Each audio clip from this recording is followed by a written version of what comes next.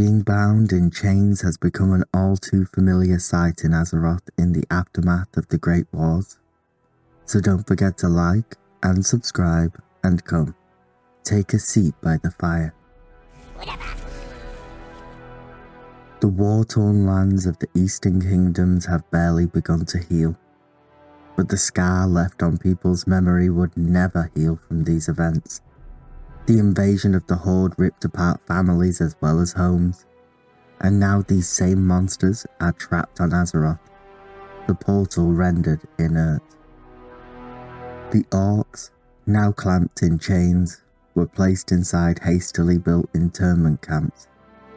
Many of these were built in the Arathi Highlands and surrounding areas, although each one was beginning to overflow.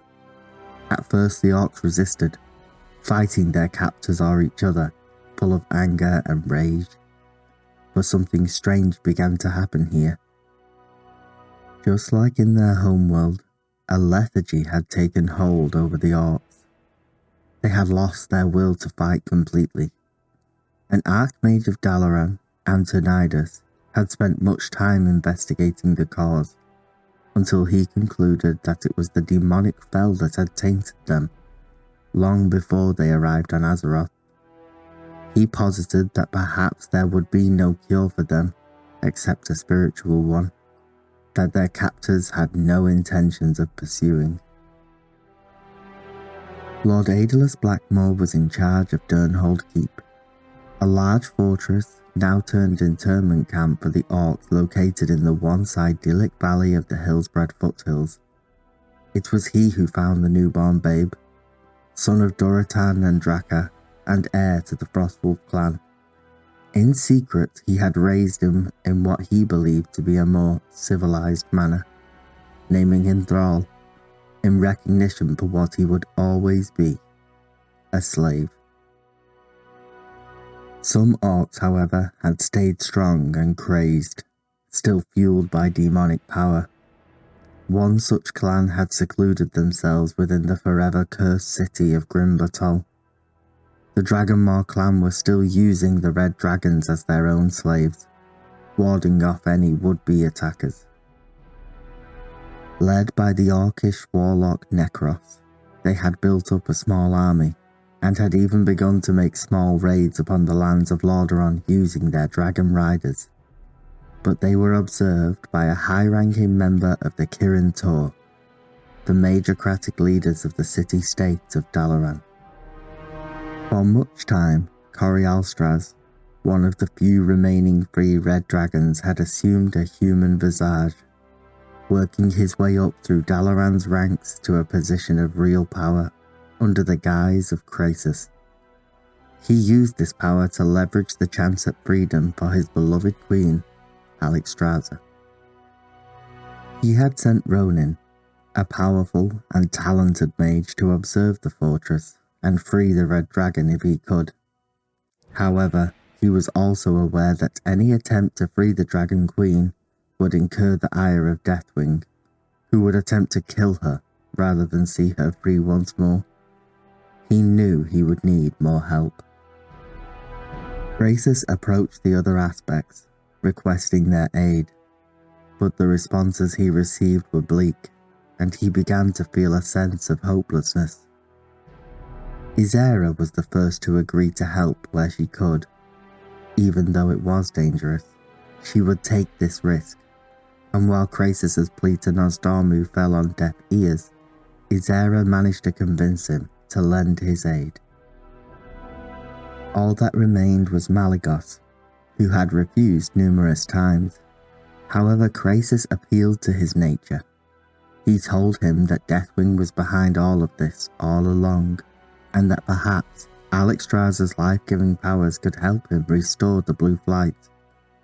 Seeing this chance to redeem himself and his flight, and claim vengeance, he would join the fray. It was at this time that Neltharion, the Black Aspect, now Deathwing, was hatching a plot of his own. He could no longer produce progeny, having succumbed to the terrible mutations, and so he sought out the eggs of the Red Flight in order to replenish his ranks. He would use the alliance to draw the Queen and her orc captors out into the open. By sheer kismet, he had inadvertently given the opportunity for the aspects that their best shot at freeing Alexstrasza. As the dragons engaged in battle outside, Ronin had led a small resistance force within. The talented mage had got hold of one of the scales of Deathwing, and through some ingenious spellwork had used it to destroy the demon soul altogether. The aspects, even unified, were no match for Deathwing. With their powers so depleted, they had begun to lose this fight. That is, until a thunderous surge of power coursed through each and every one of them. The demon's soul was shattered, and they were at once renewed and full strength, and would turn the tide.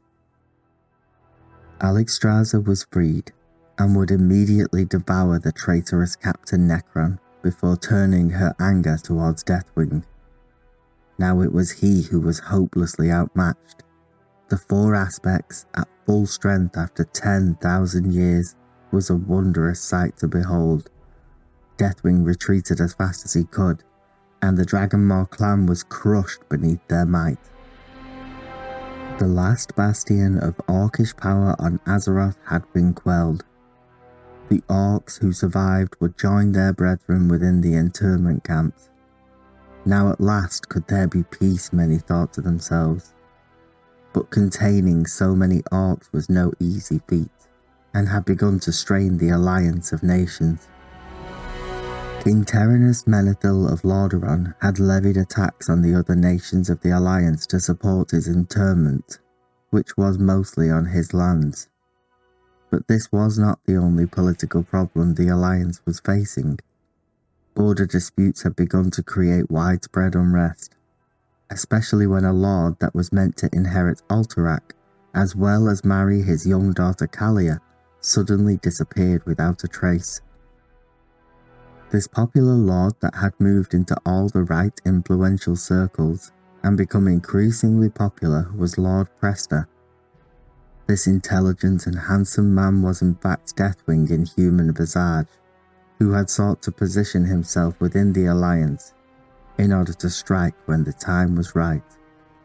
However, he could not return after the events that took place at that battle at Grim Batol.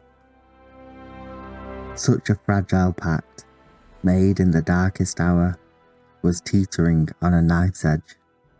Could this alliance survive? But meanwhile, far to the west, Cho'Gall the Ogre and his Twilight Hammer clan had made landfall.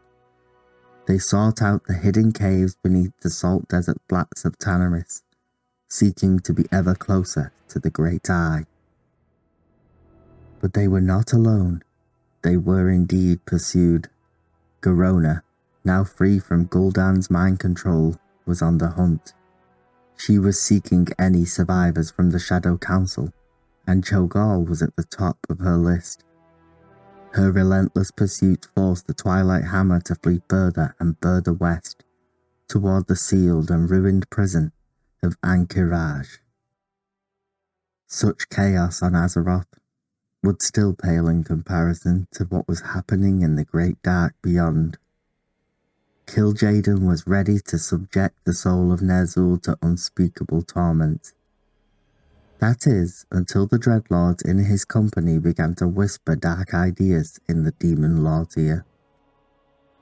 They knew of an ancient and terrible magic to forge a suit of armor and a weapon, carving into it a language of domination, an unspeakably dark runic language born of death, one that had no place within the realm of the living. They would infuse Ner'zhul's twisted and vengeful spirits into the armor to create their worst monster yet. Instead of infighting and betrayals, they could build an army that was unified in purpose, one that would obey only the will of the Legion unquestionably. This army would be merciless and unrelenting. It would be an army of the dead. The spirit of the old orc was bound within the armor, encased in an icy crystal. His followers were also transformed into skeletal liches and bound to Ner'zhul's will, ensuring that even in death their torment and obedience would never end. His task would be to spread a terrible plague, one that would snuff out humanity altogether, and any who died from it were to be raised in the service of the Legion once more. When the time was right, the bound crystal would be cast out into the Great Dark toward Azeroth. It would eventually reach its destination, streaking across the skies and landing in a remote region in Northrend. Amidst the bitter ice storms, the cask resembled a throne. His mind opens up, surveying his new reality. Here he is, a being of absolute darkness, drawing it ever unto himself. He is the first Lich King, and he begins his first task of mastering his untold dark powers, under the watchful eye of the vampiric dreadlords that grinned menacingly at their creation. Whose will did this new power serve? Was it his own will? Or did he serve the Legion now? Or would this language of domination be yet another ploy of the dreadlords, as they play their role in service of their true master, death? I guess we'll have to find out next time. Thank you to everyone for all the support, all the likes and subscribes, and for helping the channel to really grow better each day. And don't forget to come back anytime.